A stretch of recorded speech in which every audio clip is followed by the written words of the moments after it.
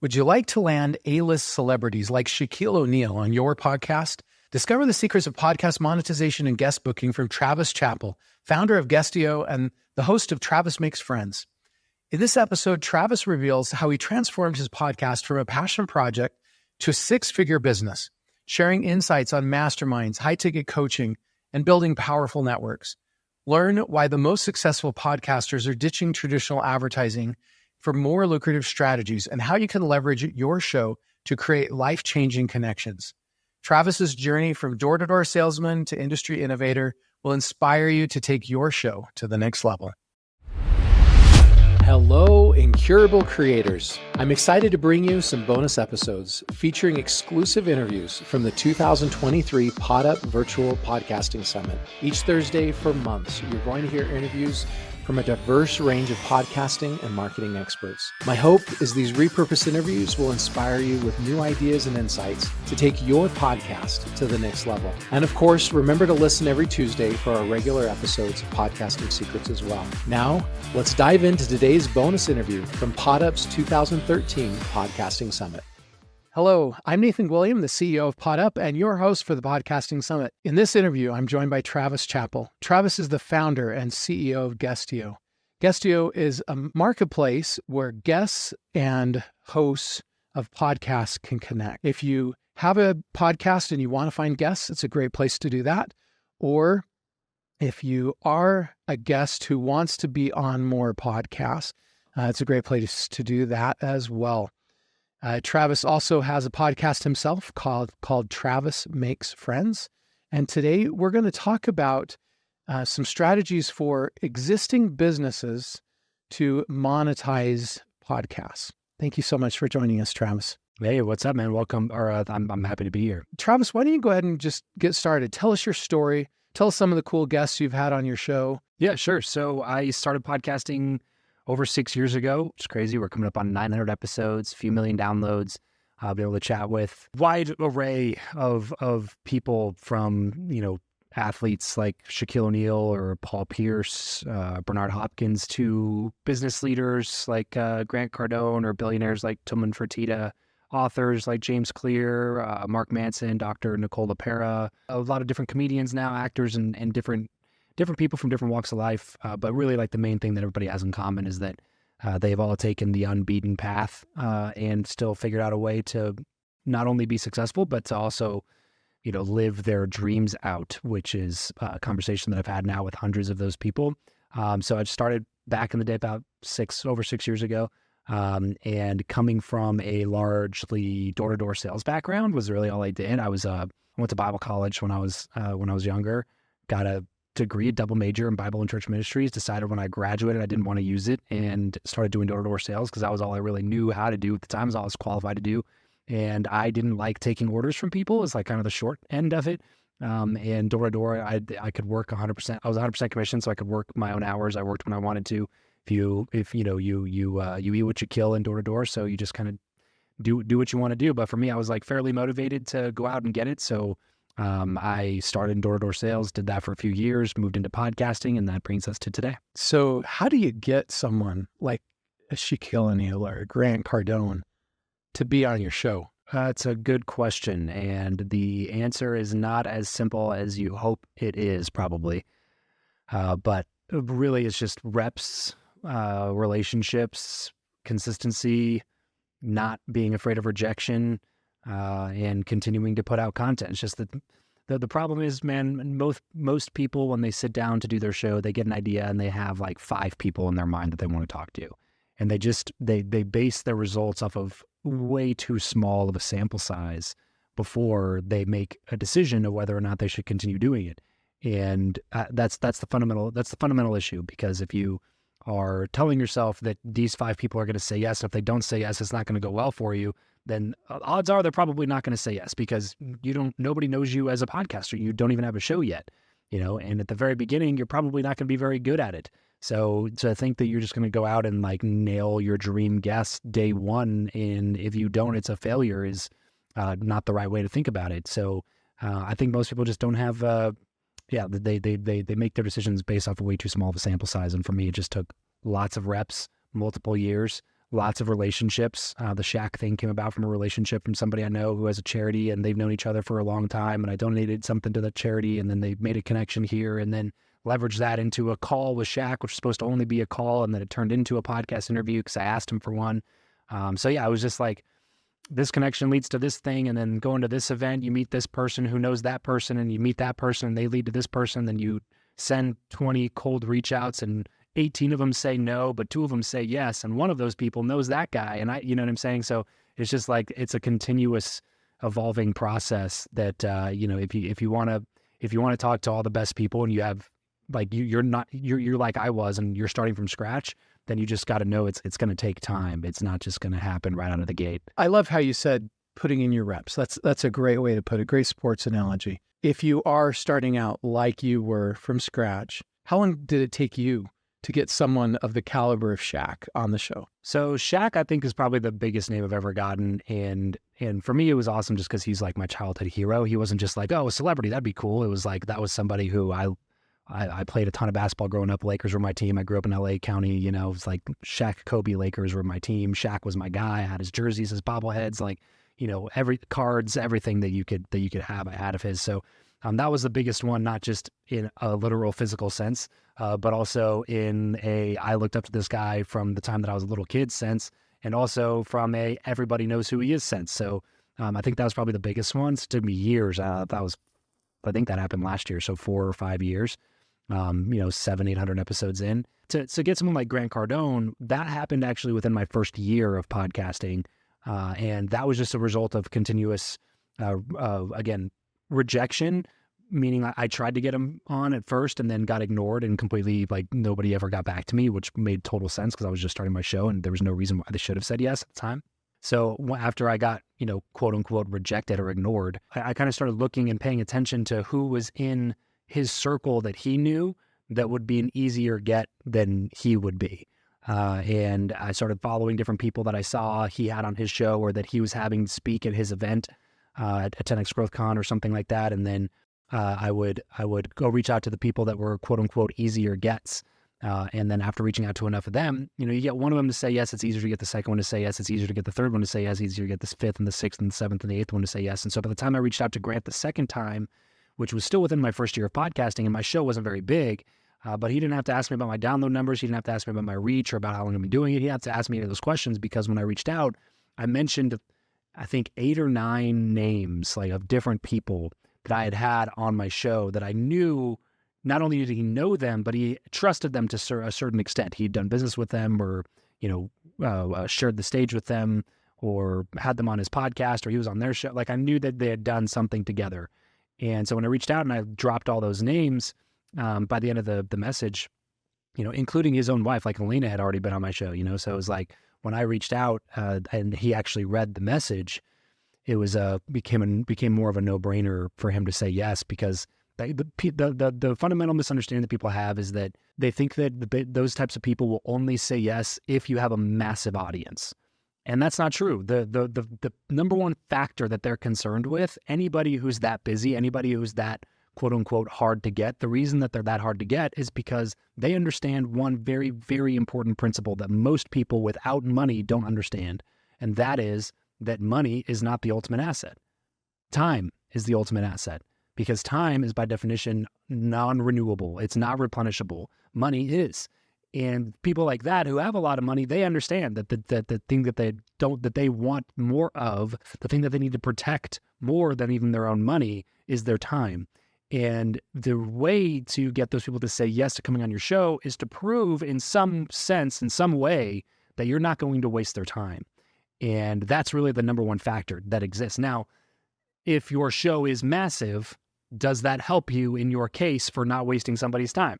The answer is obviously yes. Like, that is a massive factor, because if your show's huge, then you can theoretically get anybody. That's why Joe Rogan can get Elon Musk on his show, because his show is massive. And so like the value for Elon's time to go on that show is actually really high because of the extra media distribution that Joe Rogan has. So that is a factor, is the size of your audience, but there are many other factors to consider when somebody's looking at going on your show. And so for me, I just try to make it as easy as possible for them to say yes. And I try to make it to where they don't have to do any additional research other than reading the message that I sent them, or maybe like looking at my Instagram or something like that. And so when I leave the message, I try to pack a punch of credibility to the extent that they don't have to go to Google. They don't have to ask me what my downloads are. They don't have to follow up and ask this person or ask that person. It's just kind of like, wow, if these 14 people that I already know, like, and trust have already said yes to doing this person's show, then they probably at least do a good enough job where it's not going to be a waste of my time. And then on that one, I happen to be like, hey, I'm going to be in Florida next week, in Miami, let's make something happen in the office or whatever. And so it just kind of worked out to where he was like, all right, here's my assistant's number. Let's make it happen. When was the first time you made a substantial amount of money, like $10,000 in a month? Yeah, probably 2 years into the show. I started making good money. That was when I started doing coaching, like one-on-one. I had the mastermind, and then I launched a new mastermind, and the new mastermind was, instead of $1,000 for 3 months, it was $500 a month for 6 months. So it was $3,000, and I got like 8 or 9 people in that one. And so that was when I was like, oh, this is like steady recurring income that's coming in. And then people started asking me how my podcast was successful. And so I started doing one-on-one coaching with people that were in the mastermind, or different people that were finding me through my show. I started doing podcast coaching, one-on-one podcast coaching. And that was when it was like, okay, I can start making some decent money doing this. Cause I started doing, like, the first ever coaching client I took on was like $1,500 for 8 sessions or something like that. It was not very much, but obviously continued to improve the program, got more people to start podcasts, and we helped some people launch some shows. And then pretty soon I was selling one-on-one VIP days where people would fly out to Vegas, and I would work with them for a full like 6 to 8 hours in a day and like map out their podcast strategy. I started charging $2,000 for those, and I started charging $3,000 for those, and I started charging $4,000 for those. And so then I started getting 1 or 2 bookings on the VIP days per month. Then I had 5 or 6 people in this mastermind, and then I got this one-on-one coaching client. It was like, oh, now we're making 10, 12, 15,000 a month just doing like the coaching and masterminds off of the back end of the podcast. And then that just kind of started growing and growing. And then all of a sudden my podcast coaching clients weren't paying me $1,500. They were paying me $15,000 for the same thing. And then that was when I kind of abandoned the whole like networking niche in terms of like monetizing it, because I was building this $300 networking course that I was trying to shove down people's throats. At the same time, I was getting asked to do coaching for people, telling them it was $15,000 and them not running away, but actually saying, yes, let's do it. And so I had $15,000 coaching clients while I'm trying to sell this $300 networking thing. And I was like, okay, well, this doesn't make any sense. Clearly the thing that people want to know from me is how I've done my podcast. So let's just lean into that. So I started doing podcast courses at a community. And that's when we started scaling up our course business. And we ended up, for 3 or 4 months before I launched Guestio, we were doing, we were spending $40,000 or $50,000 a month in Facebook and Instagram ads to a webinar to sell people into a $1,000 course called Podcast Profit Academy. And then that ended up leading us directly into building Guestio. Of all the different monetization strategies you've had, what's been the most effective? Has it been the coaching that you've done for people? Yeah, I think so. But I mean, define effective, right? I guess like for me, the masterminds was my probably the thing that I enjoyed the most. So, if I just would say effective, I would maybe go with the mastermind angle just because I liked doing it and it was more fun for me than one-on-one coaching was. I feel like I had a good strength in bringing community, like building community and bringing good people together. And that was the mastermind allowed me to do. So we launched a mastermind. It was bad timing, unfortunately, which is eventually what led us into building the software rather than continuing down the mastermind path. But my first ever live event I did at the end of 2019, and I sold 100 tickets. We did it out here in Vegas at Top Golf. We rented out the Top Golf meeting room center. And completely filled it up. So there was like 96 spots available with 12 8-person round tables. And we ended up selling like 108 tickets so that we had people that were standing in the back. We had an amazing speaker lineup from people that I had interviewed on my podcast that came and spoke for free. And so it cost me like $42,000 to put on the entire event. And then I ended up making $40,000 on tickets and sponsorship deals before the event started. And then from stage at the event, I sold a mastermind. And that was like the first kind of quote unquote high ticket mastermind that I ever sold. Before it was always kind of like $100 a month here and $500 here and 300, stuff like that. This one was 12 grand for 6 months. And we ended up almost filling up the group to 20 people during that event, and closed about 180,000 cash collected in a day on that weekend. And I was like, I should just keep doing this. This works. And that, if you didn't catch the time frame before, that was November of 2019. And the mastermind was called Cool People, Cool Places. And the big draw was that we weren't doing our events in like stuffy hotel conference rooms. We were like, we're doing this event at Topgolf. Our next event's going to be at a lodge in Breckenridge. Our next event's going to be at Beach House in Costa Rica. So it was a travel destination mastermind thing. And then 3 months later, COVID happened and shut down all international travel and a lot of domestic travel as well. And so we had to postpone our Costa Rica event for an entire year. We didn't do it in 2020. We did it in 2021, literally an entire year. And so it kind of like derailed a lot of our plans, and that a lot of people went virtual at that time. But like I said, my entire pitch was based around not doing it virtually. It was based around traveling together and being together and doing cool experiences in different countries together. So it was not one that I would have been able to transition to virtual, unfortunately. And so that was when we started moving into the software space. But that was when I felt like this is awesome. We closed 6 figures in a weekend, and then had a really cool group of people that we put together. So that's something that I'm looking forward to getting back into in the future. Today's episode of Podcasting Secrets is brought to you by Pod Allies, the done-for-you podcasting services solution. When I speak with CEOs about their podcast, one of the most common comments that I hear is that they know they need a podcast, but they don't have time. Have you ever wondered how some businesses find a way to still run their podcasts while juggling their crazy day-to-day operations? The secret might be simpler than you think. Let me introduce you to Pod Allies. This is a service that's changed the game for businesses in the podcasting world. Pod Allies is a done-for-you podcast production and marketing service. They understand that while many businesses understand the immense value podcasting can have for their business, finding time to produce, syndicate, promote, and monetize a show can be challenging. Pod Allies offers a dedicated team to handle virtually all aspects of your podcast production. From strategy and branding to audio and video editing and guest scheduling, they've got you covered. They even take care of creating blog posts, transcripts, and syndicating your content across multiple platforms.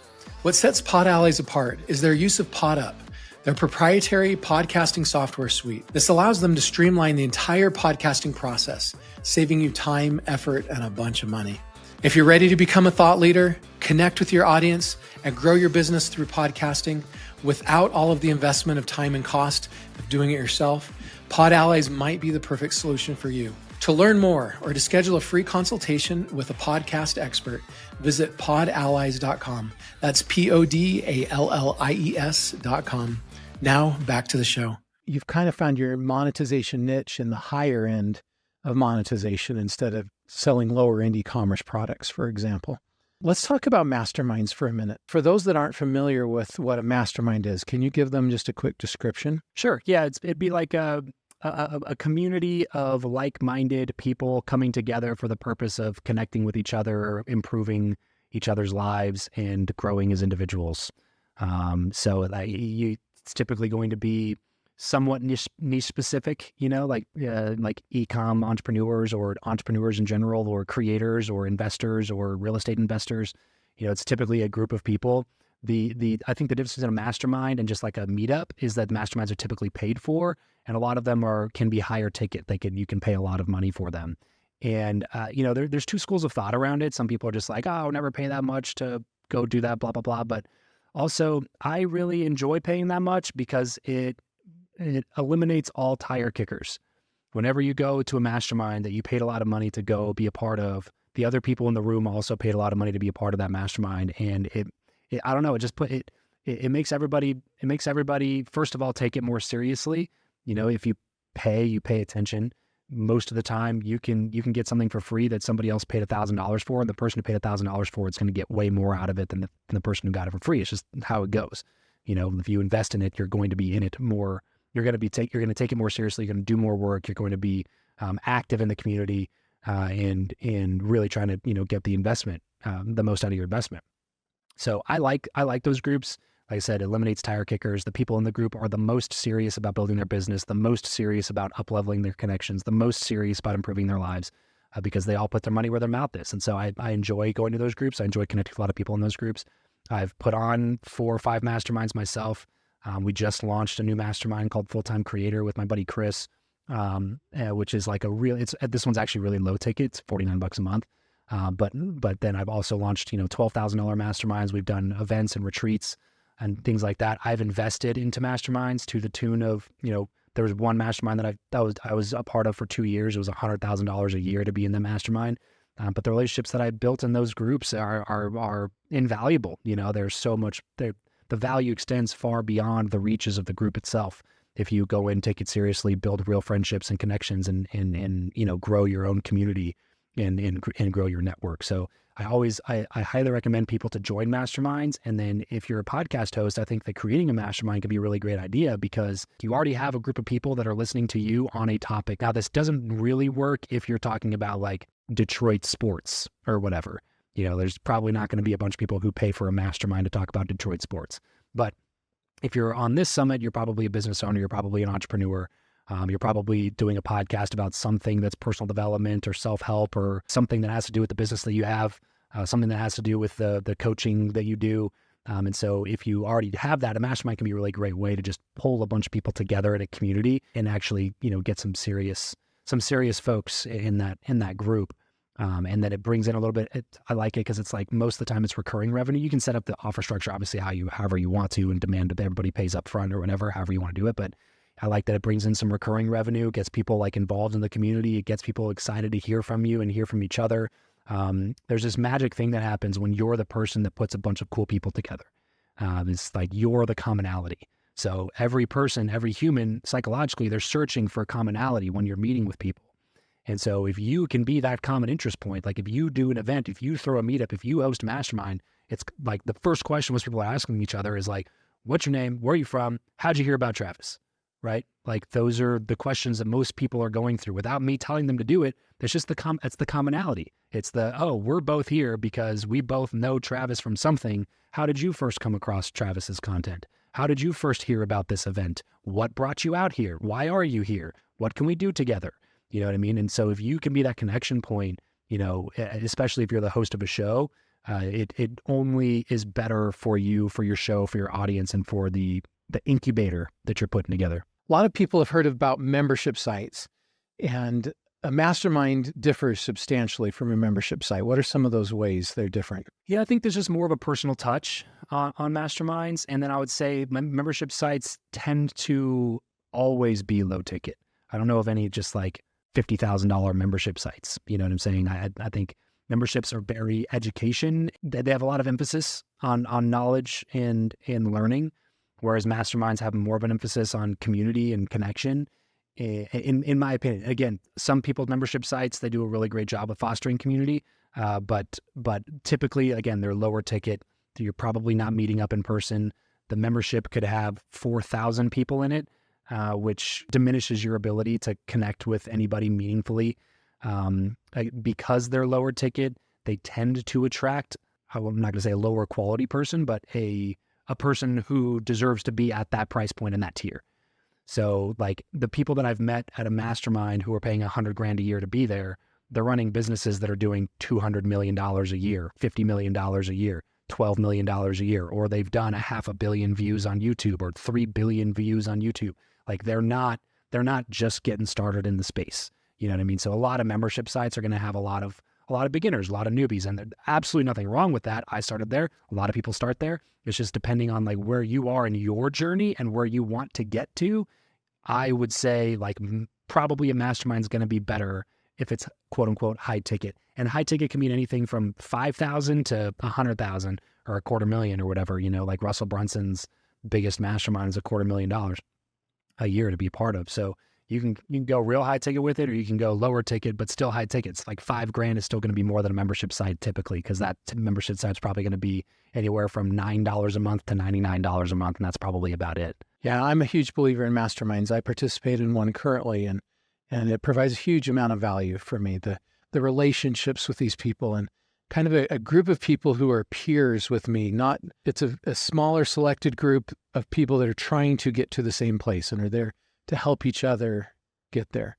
What are some of the key benefits that people get out of masterminds? I think the number one thing is community. We live in a really strange time, man. We're the most connected we've ever been, but we're also the least connected we've ever been. You know, we're somehow the more connected we've ever been and more lonely than we've ever been at the same time. And that's loneliness epidemic is all around us. Why are both of those things happening at the same time, the connectedness and the loneliness concurrently? That's a great question. I would say a lot of it has to do with just the nature of social media. It becomes its own world where people think that they're connecting with people because they follow each other on Instagram, but it's not actually a real human connection that brings fulfillment and happiness into your life. You know, so there's a lot, and you know, with COVID accelerating a lot of offices to be virtual and for people to be on Zoom, everybody's just in their house doing Zoom calls and then not ever going anywhere to connect with people in person anymore. And I think that's largely a lot to do with it. And then, like I said, social gives you this idea that you're connecting with a bunch of people, but you're actually not connecting with a bunch of people. So I think that's a couple of reasons for it, but ultimately I don't exactly know why. All I know is that the way to combat that is to go connect with more people in person. And masterminds are a real great way to do that, because the people that are in that mastermind already have things in common with you. And especially if you're an entrepreneur or you're a creator or you're somebody that's not taking the beaten path, you're choosing the road less traveled, you're by definition going to be more lonely than other people, because there's like just most people in your life aren't going to understand you. When I started going down this path, and nobody in my life knew what I was doing.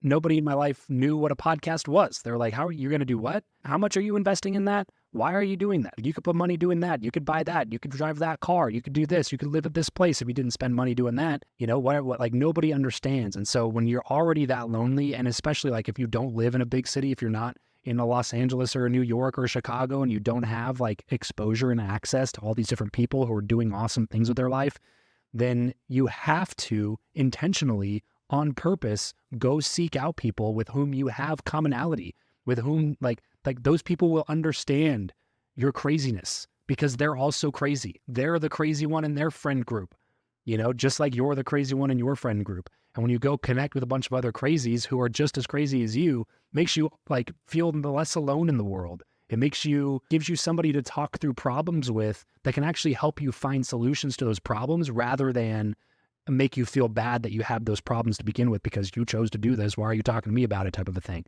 So it's not just about like, oh, I can meet people that can help me make more money. It's not even just about that.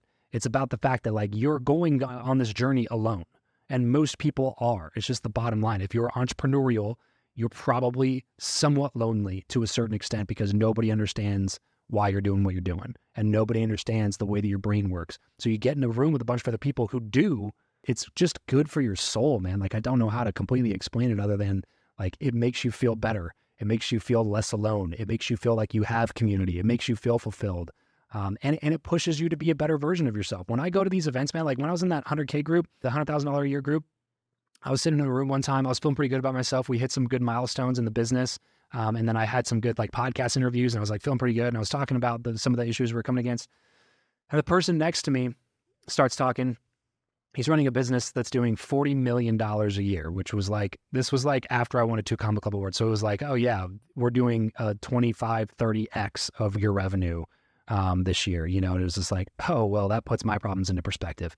And then we're working on this guy's problem. We're doing these hot seat sessions. We're working on this guy's problem for 20, 25 minutes. Then the next person goes. The next person is talking about how they're pushing to do $250 million in revenue this year, 250 million. So 200 times the revenue that I was proud of myself for doing. And like, not to say that like, oh, I'm a crappy person because I was only doing this and that, you know, we're all at different stages in our journey, but it also immediately took me out of a position of like thinking I know a lot and being a quote unquote expert, and put me back into the chair of like, I have so much to learn. And these people around me are savages, and they all have accomplished these things that I have not even come close to accomplish. It puts you back into the perspective of like learning and being a student and connecting with these people that have the ability to just like say one thing that could change everything in your business because they have that much more experience than you do. And then, like I said, the deals that fall off the table while you're in rooms like that, like unintentional deals where it's just like, oh, well, when you're dealing with somebody that makes whose business is $60 million a year and you do a deal with them, that deal can be worth multiple six figures. We're not talking about, oh, that person bought my $1,000 course. We're talking about like, oh, that person wants us to launch this initiative with them and our company stands to make 200 grand on that. You know what I mean? Like everything is different and everything is higher level. The conversations are higher level. The problems are higher level. Everything's higher level. And you can't help but level up or get out.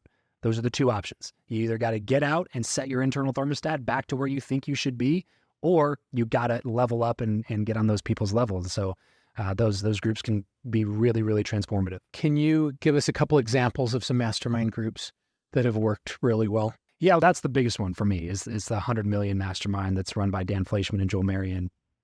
And that one's worked tremendously for me. And it was 100 grand a year. I did it for 2 years. I would say instead of naming specific masterminds that worked for me, the big thing to look out for is find people who have done what you want to do and are offering help and expertise about that thing. Find people who run the masterminds whose core business is not running masterminds. Not to say that those aren't good options, but I am saying that that you should ask more questions about those ones because those people have clear bias. They have something to gain by giving you advice about things that you do because their core business and the only way that they make money is by selling masterminds and coaching and blah, blah, blah. So they can't help but be somewhat biased in some of the things that they tell you to do, things that tell you not to do, people they tell you to work with or people they tell you not to work with. You know, like just like they might have a vendetta against somebody, but that doesn't make that other person a bad person. You know what I'm saying? So I would just be careful about some of those. The best masterminds I've joined are ones that are done by people who are independently wealthy already, or like their business is already doing 100 million a year, 20 million a year, or 50 million a year, or whatever. And the mastermind is just their way to continuously connect with better and better people. Like even if they make money on it, cool. I don't care if people make money on me. Take my money. If you offer value, here's my money. And I'm not whining about the price point. But if that's the only way you make money, then I'm kind of just like, and those people I've found tend to be less helpful after you leave the mastermind. So they're like super helpful when you're in the mastermind, but then when you leave, they kind of just like discard you, like you're old news. Whereas like the other groups that don't make money off the mastermind, a lot of times they don't even realize you left. You know what I mean? There's like, oh, hey, what's up, man? And it's like, oh yeah, well, are you coming to the next thing? It's like, oh, I actually didn't renew this year. Oh, no worries. Well, hey, we'll see you around at this event or that event. And those people still send me business. They still want to do deals with me. They're still friends of mine. They still do like give me hookups whenever I'm somewhere. Like I still add value and offer things to them. So I would say like, be careful because there are some people out there that are just charging a lot of money for the sake of charging a lot of money. And that's obviously not extremely helpful, but yeah, those are a few things I would look for. Look for things that are specific to helping you do better at the thing that you want to do, specific to allowing you to connect with more people who do what you do or people who have complementary businesses to doing what you do, right? So like if you're a lender or like a roofer or an insurance broker or something, like go join some real estate investing masterminds because the majority of the people in those masterminds are going to be real estate investors. If you help real estate investors with whatever, and that's like a good client for you or a good person for you to know, then go join groups of people that have a lot of your ideal clients in it where you're the only one that's not doing the thing that everybody else in the group is doing. Like I've done really well with that being a podcaster, being in like business groups, because a lot of them they're coaches or they're e-com guys or they're, you know, whatever, like they have these specific types of business models. Well, all of them, not all of them, but a lot of them want to learn how to podcast and a lot of them want to learn how to create better content. So like I'm one of the only guys in the group that does that. Well, I tend to be the person that's like tagged in all the posts, the person that gets mentioned in the meetings like, oh, do you know Travis? Well, Travis is the podcast guy. He's the resident podcast guy in this community. So if you want to know anything about that, you should go talk to him. You know, there's some advantages to kind of like joining groups where you're kind of ancillarily a part of that industry, not really directly a part of it. So there's a lot of different reasons to join, a lot of different types of groups to join. But those are some of the things that I would watch out for. And do you know any examples of podcasters who have monetized their podcast by creating a mastermind? Yeah, a lot of them, me first, but John Lee Dumas, had a mastermind for a long time. I'm not sure if it's still up or not. But he's got Podcasters Paradise, which was his membership site. But then he had a mastermind, the revenue crew. I don't know. He had some sort of a mastermind. But that was actually the way that I connected with John initially, was he had a 3-day mastermind at his house. So not all masterminds are continuity masterminds. Some of them are just like a weekend. But so I did a weekend with like 5 other people at John's house in Puerto Rico. But that was how I initially connected with him and built a relationship with him. That was over 6 years ago now that I first connected with him. But it was at his house, and there was only 6 of us there, me and 5 others. So the relationship that you're able to build with people is much deeper doing something like that. It was $6,500 for 3 days. So that's significantly pricier than Podcasters Paradise, which was $1,000 for a year. You know what I mean? So it was a lot more. It was a lot more to wrap my mind around at the time, but it was also way more beneficial than just joining another membership site or taking another course or watching another YouTube video, because it brought the connections with it. Travis, thank you for sharing your time and your wisdom with us today. If our audience has enjoyed what they've heard from you and they want to learn more about you and your services, what are the best ways for them to do that? Yeah, TravisChappell.com is a great place. Just kind of is the hub. CHAPPELL, TravisChappell.com. I'm at Travis Chappell on Instagram. So DM me, say what's up over there. And if they want help getting booked as a guest on shows or getting guest books for their shows and they want to learn more about Guestio, what's the best way for them to do that? Guestio.com. That's guestio.com, like be my guest, GUESTIO.com. And for those of you that are watching or listening, if you have not yet taken a look at the VIP upgrade for the Podcasting Summit, please click on the link below and you can see some super cool benefits that you can receive at absolutely no cost. Thank you again for watching this interview, and we wish you success as you work to monetize your podcast and maybe even launch a mastermind. Have a fabulous day. And here are my key takeaways from this episode.